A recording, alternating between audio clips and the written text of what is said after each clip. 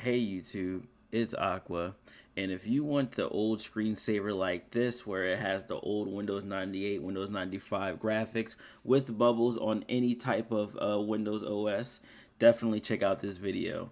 I'm going to show you how to get the old screensaver to have this background like this. So if you can't see it, I have it in preview mode right now, but what you're going to want to do, you're going to want to go to the start menu here, type in screensaver. It's going to say change screensaver, right? And then you're going to have this menu here. This is going to pop up. And then you're going to be able to go to 3D text, blank, bubbles, mystify, and so forth. So then if you go back to bubbles here, you can have the wait time up to 1 minute up to beyond. And then once you're done that, you can just hit apply. And then after that, you can hit preview, and then it should work on your computer as of now.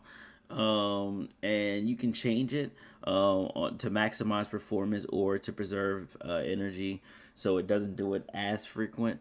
So that's also cool. But definitely let me know in the comment section if you have any other questions about this. Let's get it. Let's go. And I'll see you in the next video. Peace.